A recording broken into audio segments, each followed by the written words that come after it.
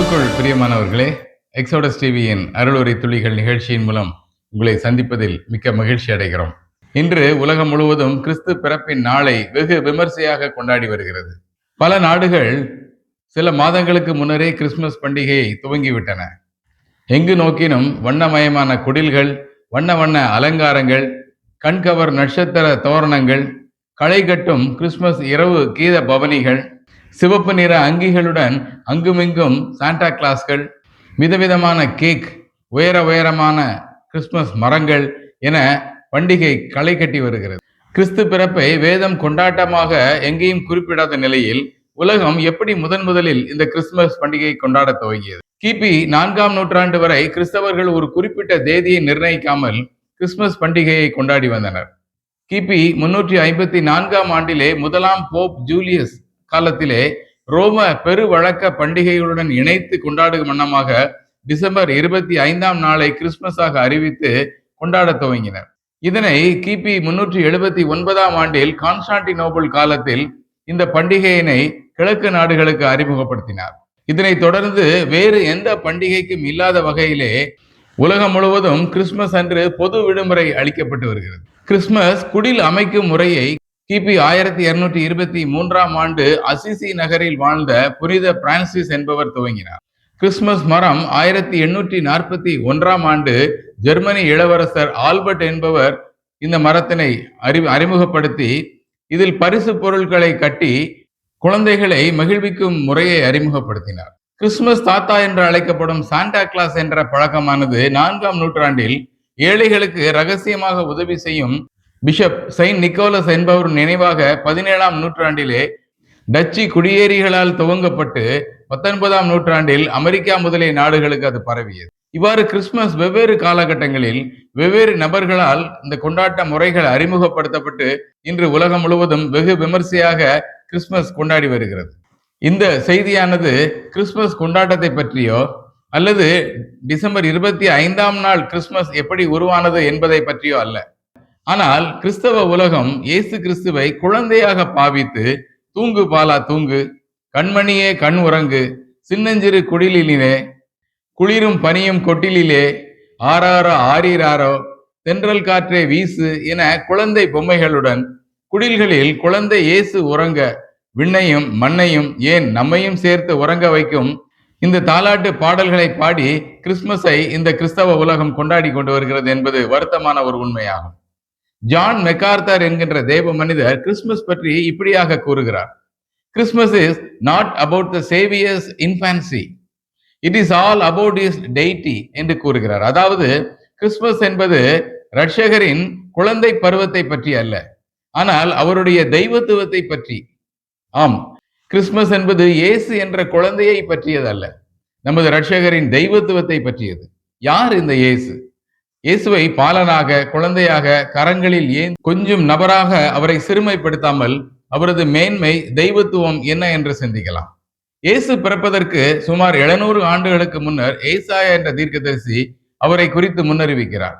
ஏசாயா 9ஆம் அதிகாரம் 6ஆம் வசனத்திலே நமக்கு ஒரு பாலகன் பிறந்தார் என்றும் அவரது நாமம் அதிசயமானவர், ஆலோசனை கர்த்தா, வல்லமையுள்ள தேவன், நித்திய பிதா, சமாதான பிரபு எனப்படும் என்று கூறுகிறார். இந்த 4 அடைமொழி பெயர்கள் இயேசுவின் தெய்வத்துவத்தை எவ்வாறு விளக்குகிறது என்பதை நாம் சிந்திக்கலாம். இந்த அதிசயமானவர் மற்றும் ஆலோசனை கர்த்தர் என்கின்ற 2 பதங்கள் ஆங்கிலத்திலே ஒரே பதமாக ஒண்டர்ஃபுல் கவுன்சிலர் என்று குறிப்பிடப்பட்டுள்ளது. அதிசயமான ஆலோசனை கர்த்தர் என்ற இந்த பட்டமானது இவர் பிறப்பில் மட்டுமல்ல வாழ்க்கையிலும் அவர் அற்புதமான ஈடில்லாத மனித புரிதலுக்கு அப்பாற்பட்ட ஞானத்தோடு நமக்கு ஒரு ராஜ ஆலோசகராக செயல்படுகிறவர் என்பது புரிந்து கொள்ள முடிகிறது.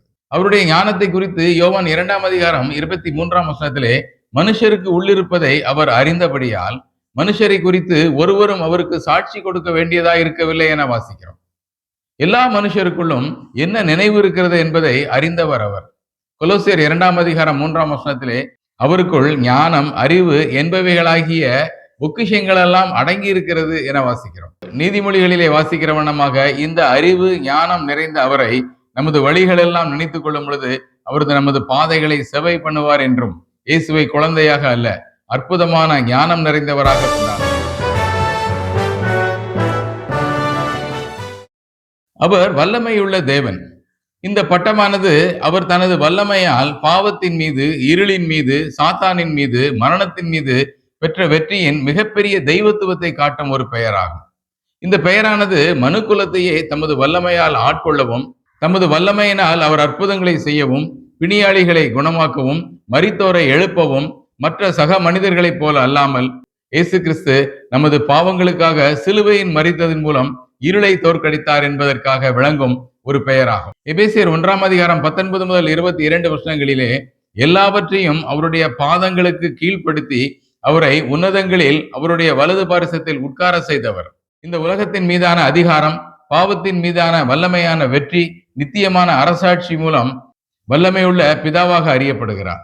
இயேசுவை குழந்தையாக அல்ல, அவரை வல்லமை நிறைந்தவராக கொண்டாடுவோம். இயேசு கிறிஸ்துவை குறித்து யோவான் 1 சகலமும் அவர் மூலமாய் உண்டாயிற்று, உண்டானதொன்றும் அவராலே அல்லாமல் உண்டாகவில்லை என வாசிக்கிறோம். அவர் முடிவில்லாத தன்மைகளை கொண்டவர் எனவும் நித்தியமான வழங்குனர், அதாவது இட்டர்னல் ப்ரொவைடர் எனவும் நாம் சிந்திக்கின்றோம். யோவான் 1 அவருடைய நாமத்தின் மேல் விசுவாசம் உள்ளவர்களாய் அவரை ஏற்றுக்கொண்டவர்கள் எத்தனை பேர்களோ அத்தனை பேர்களும் தேவனுடைய பிள்ளைகளாகும்படி அவர்களுக்கு அதிகாரம் கொடுத்தார் என்பதன் மூலம் அவர் ஒரு நித்திய குடும்பத்தை ஏற்படுத்தியுள்ளார். ரோமர் 5 தேவன் நம்மையில் வைத்த நித்திய அன்பை சிந்திக்கின்றோம். ரோமர் 8 மூலம் நித்திய பாதுகாவலராக இருக்கிறார்.